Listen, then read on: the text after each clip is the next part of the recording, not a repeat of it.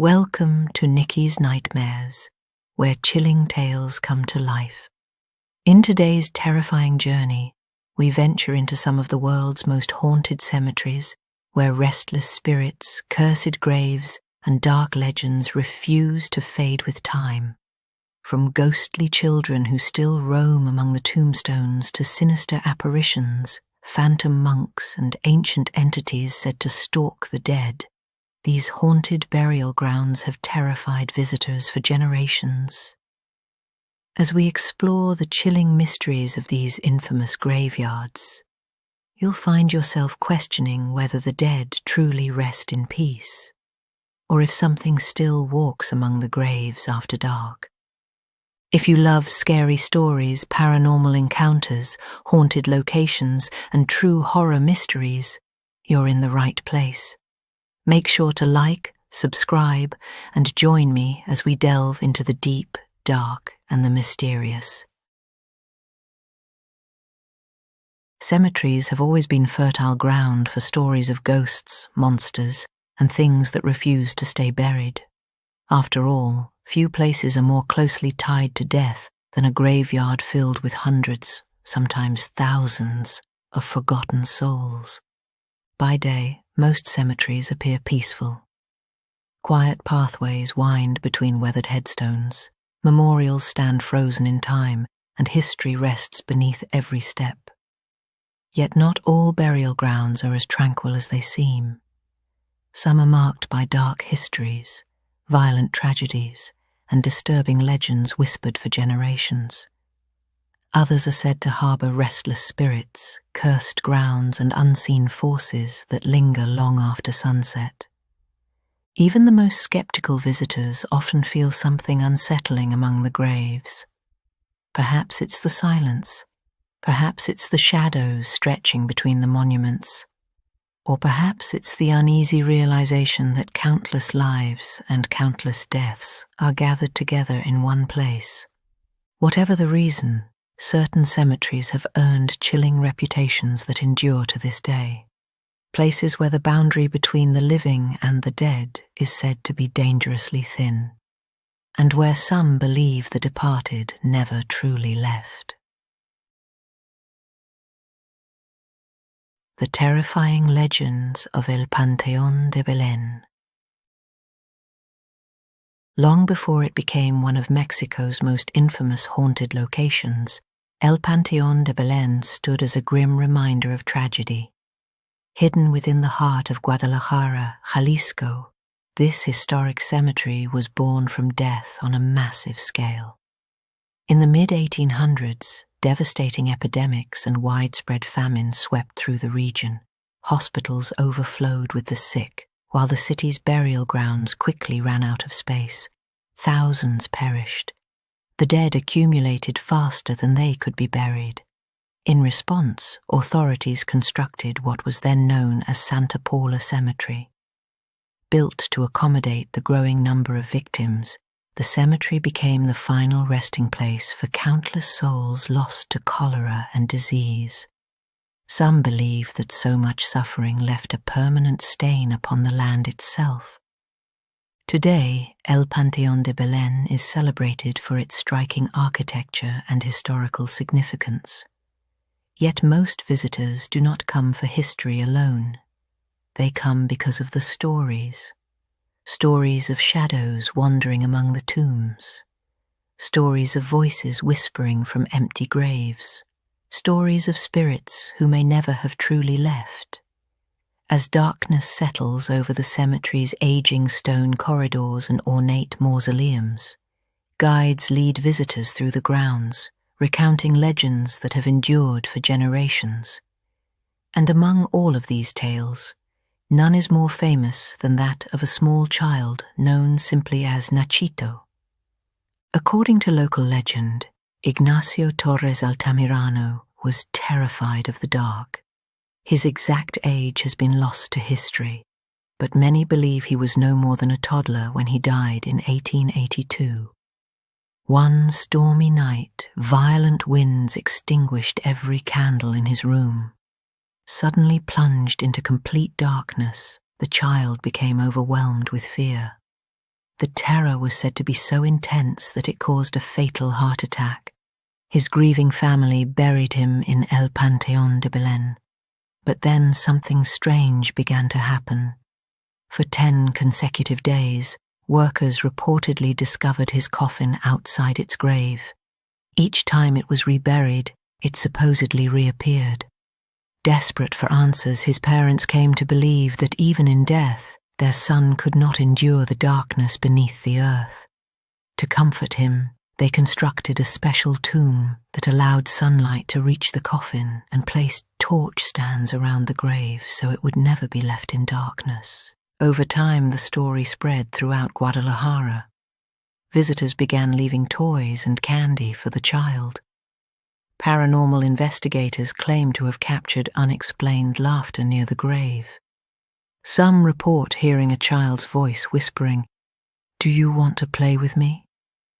Others claim to have recorded fleeting figures resembling a small boy darting between the tombstones before vanishing into the night. Yet Nachito is not the only spirit said to linger here. One of the cemetery's most beloved residents in life was a physician named José G. Castro. He died in 1861 at only 29 years old, leaving behind countless grateful patients. His reputation for compassion was so strong that even after his death, people continued visiting his grave seeking medical advice. The legend says that if someone visits his tomb at precisely noon, offers a prayer, and asks for healing, their illness may be cured. More than a century and a half later, offerings still cover the site. Fresh flowers, handwritten notes, and tokens of gratitude continue to appear, as though the doctor is still tending to patients from beyond the grave. Not all apparitions reported at El Panteón de Belén are so comforting. In 1996, a couple posed for wedding photographs among the cemetery's elaborate monuments. Everything appeared normal until they reviewed the images. Standing among them was an unknown figure dressed in a brown robe and clutching a crucifix. A monk.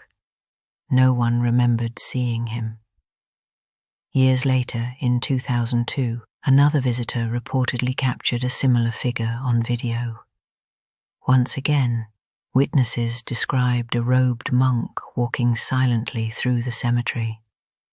Yet strangely, not everyone present recalled seeing him, and other cameras failed to record him at all.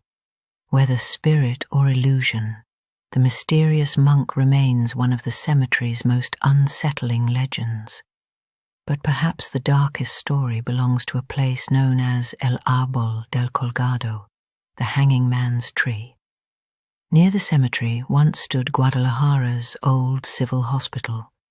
According to legend, a young cancer patient spent his final months there suffering from unbearable pain. After doctors informed him there was nothing more they could do, his mother attempted to comfort him by placing a religious image in his hand.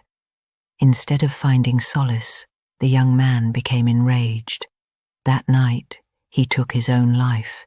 His body was later discovered hanging from a tree located beside the cemetery. The tree itself is gone now, leaving only a weathered stump behind. Yet many claim that after sunset, a shadow can still be seen suspended from its branches. Former hospital patients also reported hearing unexplained knocking on windows facing the cemetery, regardless of how high above the ground they were located. Whenever someone looked outside, there was never anyone there. And then there is perhaps the cemetery's most famous and terrifying legend, the vampire's tree. The story tells of a mysterious European man named Jorge, who settled near Guadalajara centuries ago. Soon after his arrival, livestock throughout the area began dying under bizarre circumstances. Their bodies were discovered completely drained of blood. Suspicion grew. One night, local residents followed the trail and allegedly witnessed Jorge feeding from the neck of an animal. Convinced they had discovered a vampire, the townspeople hunted him down. According to legend, they drove a wooden stake through his heart. As he died, Jorge supposedly swore that one day he would return and take revenge. After his burial, something extraordinary began to happen. A tree emerged from his grave.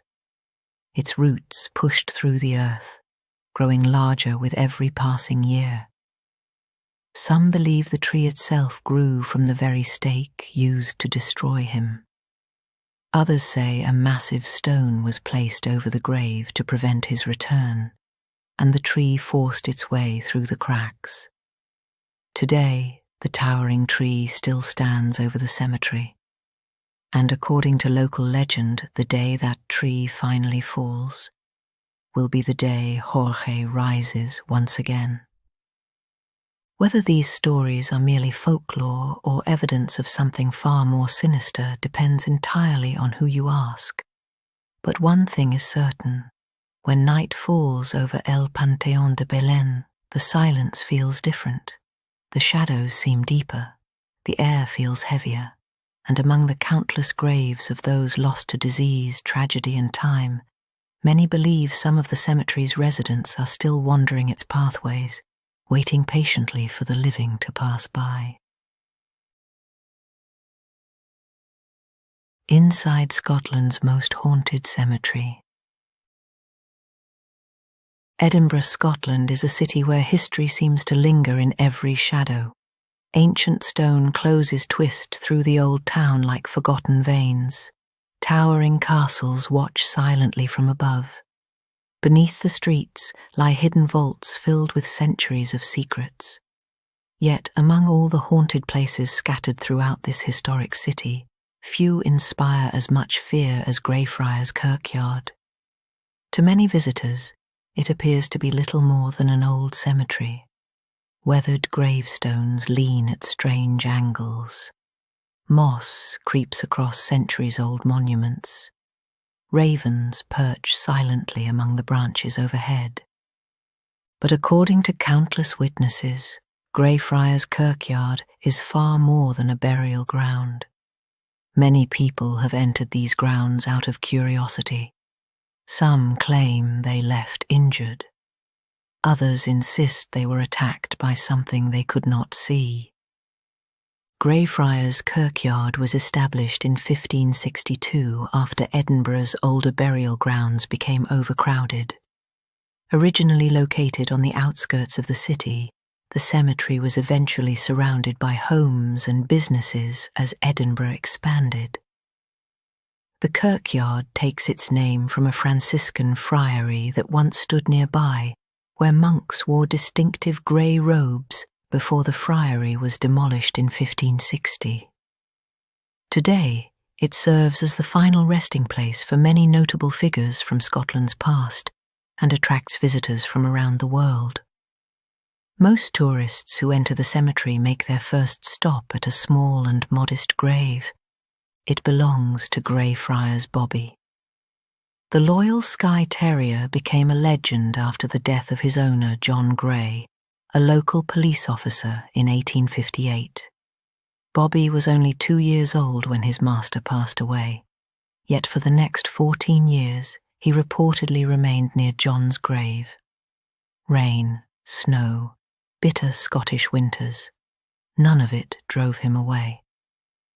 When Bobby died in 1872, his devotion had already captured the hearts of the people of Edinburgh.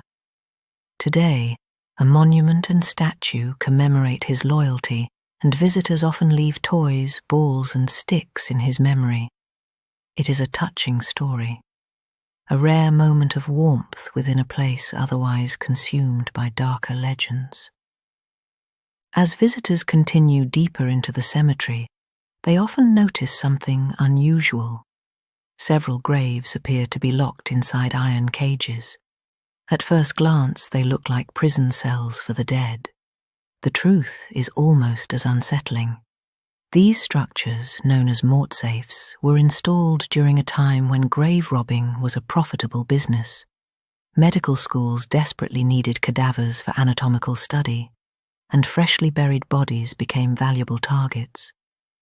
Families constructed heavy iron frames over graves to ensure their loved ones remained undisturbed beneath the soil. Even in death, some residents of Greyfriars required protection. But the cemetery's darkest chapter begins with a religious conflict that divided Scotland during the 17th century.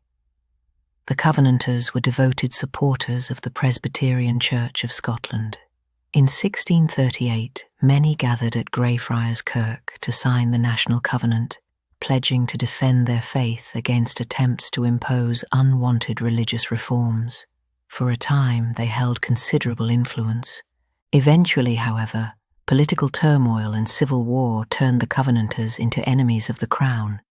Persecution followed, and one man became infamous for carrying it out, Sir George Mackenzie. As Lord Advocate under King Charles II, Mackenzie oversaw the punishment of countless Covenanters. His relentless pursuit of dissenters earned him a nickname that still echoes through Scottish history: Bluidy Mackenzie. In 1679, following the Covenanters' defeat at the Battle of Bothwell Brig, approximately 1,200 prisoners were confined within a section of Greyfriars Kirkyard. The area became known as the Covenanters' Prison. The prisoners endured horrific conditions: exposure, starvation, disease, executions. Many never left alive. Their suffering soaked into the history of the cemetery, creating a legacy of pain that some believe never truly faded. When George Mackenzie died in 1691, he was buried in an elaborate mausoleum within the same kirkyard. For centuries, little attention was paid to his tomb. Then something changed. Reports of paranormal activity began surfacing during the late 20th century. According to local accounts, the phenomenon intensified dramatically in 1998 after a homeless wanderer allegedly broke into Mackenzie's mausoleum seeking shelter from the harsh Scottish winter. What happened next remains a matter of debate. Some believe the intrusion awakened something. Others think it merely focused attention on a presence that had always been there. Whatever the explanation, stories soon spread of violent encounters surrounding the mausoleum. Witnesses claimed they were shoved by invisible hands. Others reported scratches appearing on their bodies without explanation. Some described burns, bruises, bite marks, and sudden waves of overwhelming terror. Several visitors reportedly collapsed without warning. One account even linked the phenomenon to a broken limb. Between 1990 and 2006, hundreds of alleged paranormal incidents were documented by investigators and tour guides connected to the site. Many attributed every attack to the same source: the furious spirit of Bluidy Mackenzie. Even today, Mackenzie's mausoleum remains sealed to the public. Visitors can view it from the outside, but entry is restricted. Whether this is due to preservation concerns, safety, or the cemetery's infamous reputation depends on who you ask. Yet the stories continue. Perhaps the most chilling tale involves exorcist Colin Grant. In 2000, Grant reportedly entered the cemetery to confront the alleged entity haunting the mausoleum. According to accounts, he was immediately overwhelmed by a sense of malevolent presence and feared for his life. He left shortly afterward. Just weeks later, Grant suffered a fatal heart attack. Skeptics dismiss the event as an unfortunate coincidence. Believers are not so certain, and that uncertainty is what keeps Greyfriars Kirkyard alive in the nightmares of those who visit. Because long after the tourists leave and the gates close for the evening, the cemetery remains. The old stones continue to weather beneath the Scottish rain. The loyal spirit of Bobby keeps watch over his master's grave. And somewhere beyond the darkness, behind the sealed doors of an ancient mausoleum, many believe Bluidy Mackenzie still waits, angry, restless, and unwilling to forgive those who disturb his eternal sleep.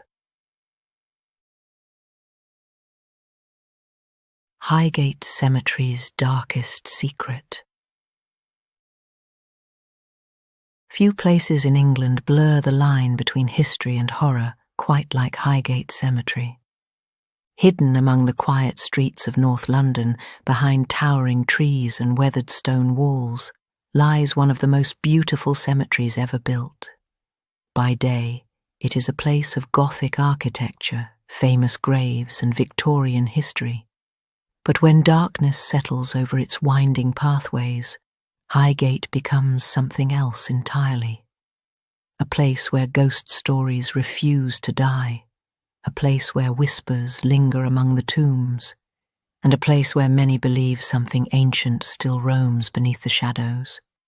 To understand the mystery of Highgate Cemetery, we must first travel back to the early 19th century. London was growing at an alarming rate. The city was overflowing with people, and the dead were beginning to outnumber the available burial spaces. Corpses were crammed into overcrowded churchyards. Graves were dug only a few feet deep.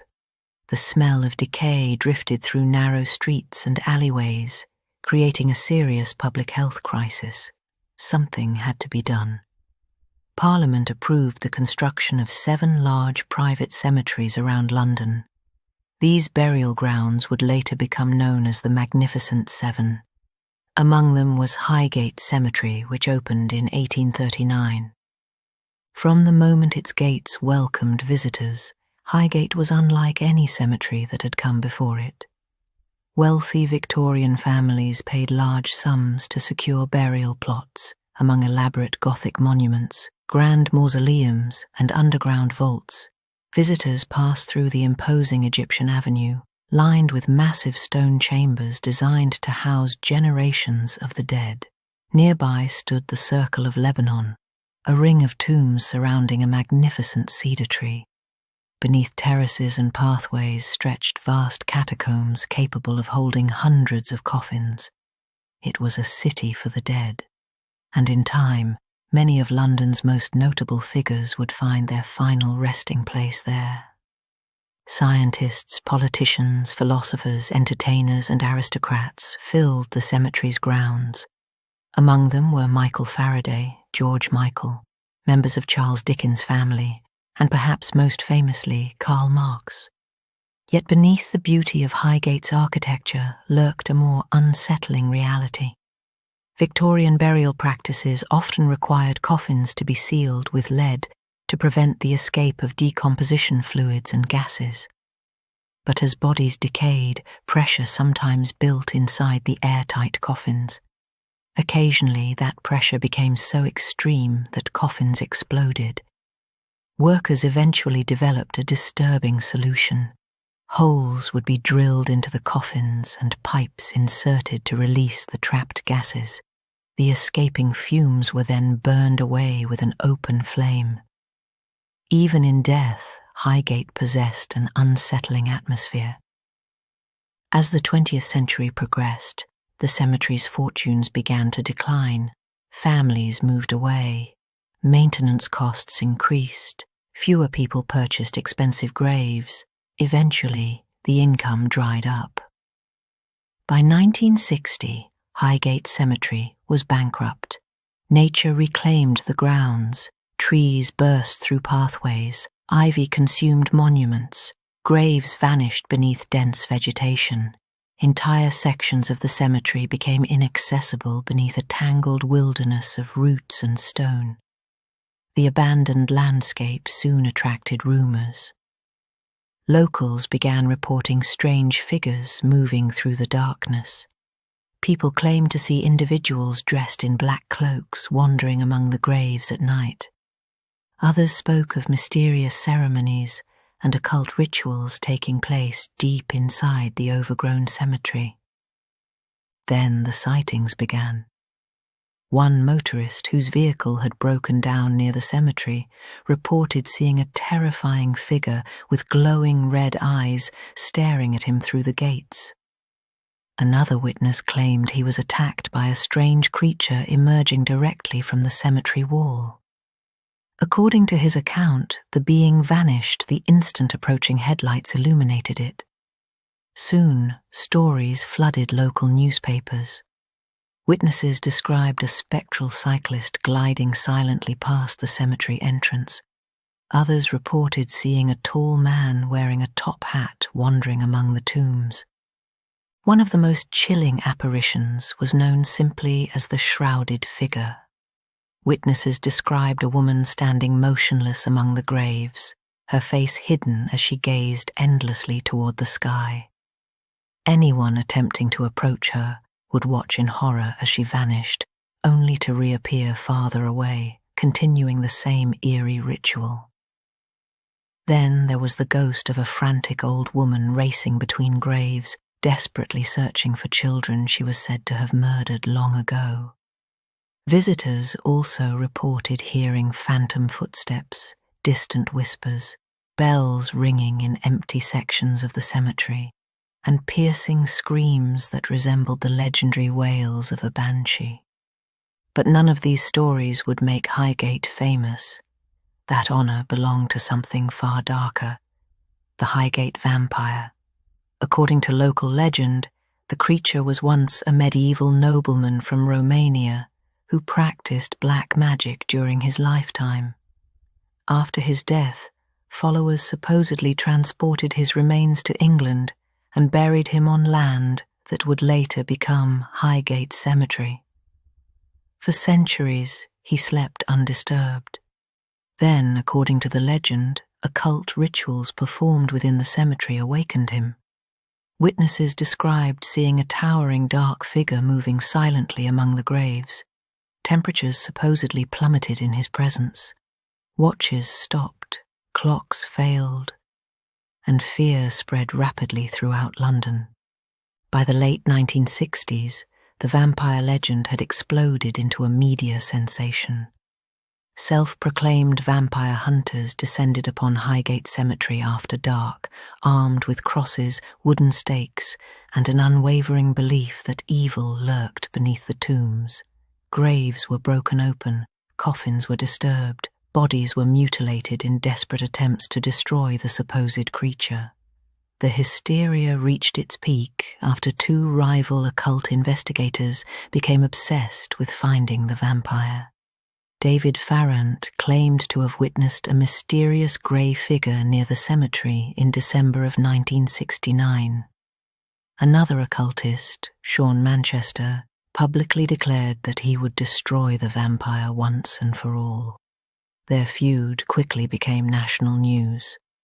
On Friday the 13th of March, 1970, hundreds of curious spectators and would-be vampire hunters descended upon Highgate Cemetery for a massive vampire hunt. Police struggled to control the crowds as people climbed walls and forced their way into the locked grounds. No vampire was ever found, yet the strange events continued. A headless and partially burned body was later discovered near the cemetery. Farrant himself was eventually arrested, carrying a wooden stake and crucifix near the grounds. Years later, he would be jailed for interfering with graves and memorials. The bitter rivalry between the two men continued for decades, and through it all, the legend endured. Today, Highgate Cemetery has been restored and preserved. Guided tours lead visitors through its Gothic avenues and historic tombs. Birds nest among the monuments. Foxes wander quietly between graves. Yet despite its peaceful appearance, the stories remain. Visitors still speak of unexplained shadows, of strange figures seen among the trees, of whispers carried through the darkness. And somewhere within those ancient pathways, many believe the Highgate vampire still waits watching, hidden among the dead, patiently enduring the passage of time, because some legends fade away, but others refuse to stay buried. The story ends here, but the terror does not.